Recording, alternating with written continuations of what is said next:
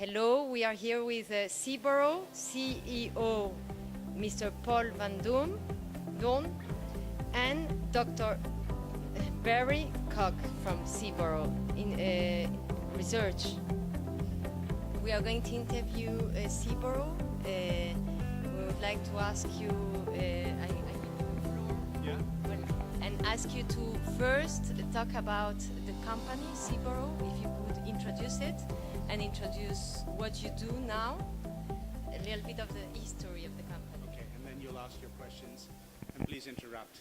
Yes. Okay. All right, thank you very much.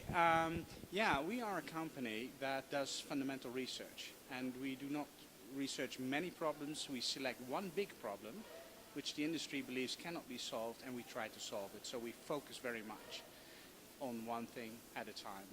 And this time we are coming out, we have more projects. This time we come out with a solution for a problem in the industry.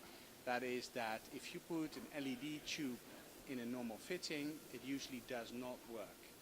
And we have solved that. So that is our invention, if you will. And so we are an inventive company. We produce patents. We do not produce tubes. We work with manufacturers, and they will use our ideas and put them in their products. So we do not manufacture, we do not sell. We are the inventors, if you will. So that's what we do. How we do? We do not manufacture ourselves. So what we do, we have partnerships with large manufacturers, such the first one which has been announced is Opel, and we work with them to create a product, and they will sell the product. And so we are working with the largest manufacturers in the world, and that's how they will then sell in turn in the US and in Europe and in Latin America and wherever it's needed. So we do not do it ourselves. Our strategy is to make sure that the guys that can sell there know about it and implement it. Actually, the problem is, if you look at TL lamps, T8 or T12, they already exist for 50 years in the marketplace. And there's a huge development happening in the past 50 years, how the technology actually evolved. So we started 50 years ago with very bulky, sometimes noise-making electromagnetic ballasts.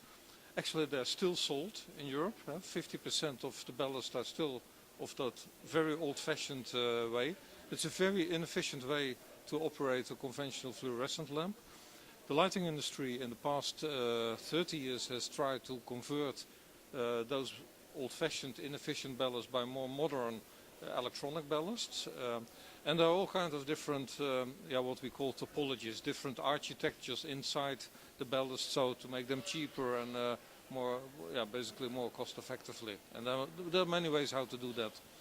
Now the problem is, in principle it's very easy to make an LED tube for one kind of ballast, but to make them working on any type of ballast is a big challenge. So typically the established lighting industry has concluded it's not possible to do this. We need 2 or maybe 3 different products and it cannot be combined in one single product. That's the kind of the dominant logic what many of the companies have.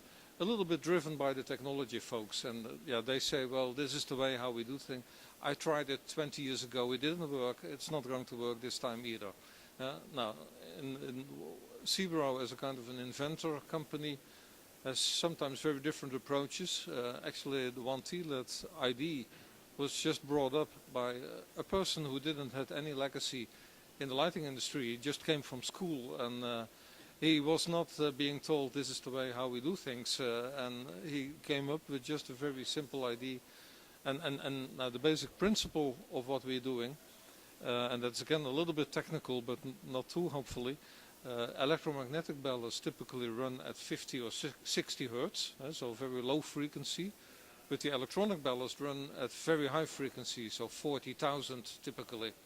And what we do is we simply and very inexpensively sense what is the frequency of the ballast, and then we actually change the array of LEDs. Either they're all in series, or we organize them in a couple of substring in parallel, and that perfectly matches actually what the ballasts expect. So actually any technical person we explain this, well, my God, this is actually relatively simple and straightforward. I immediately understand it, but we never thought about it in this particular way.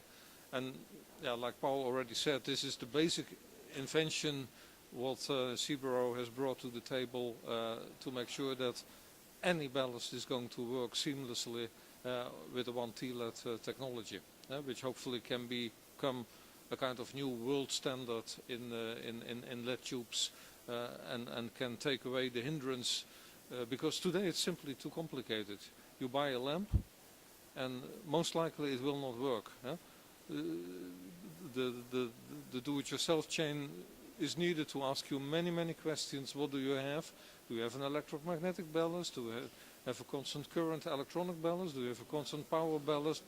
No one knows, and I think people should not be bothered to be asked those kind of questions.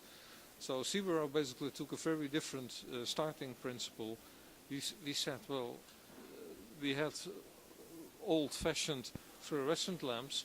They worked on any kind of ballast, and life should be as easy as it used to be in the last 50 years if you're talking LED tubes. And we simply have to fix this, and we found a fix. That's in a nutshell, hopefully in not too much technical detail, the background of the 1 TLED technology. It can discriminate what kind of electronics is connected to it, and then basically it self-adapts. So it changes the lamp a little bit, just by some semiconductor switches. So it's sensing the frequency, and then it decides, okay, then I have to organize myself this and this way. And this sounds maybe very complicated, but actually I think if you look at our patent, and you look at the drawings, everyone can understand it, and it's not that difficult.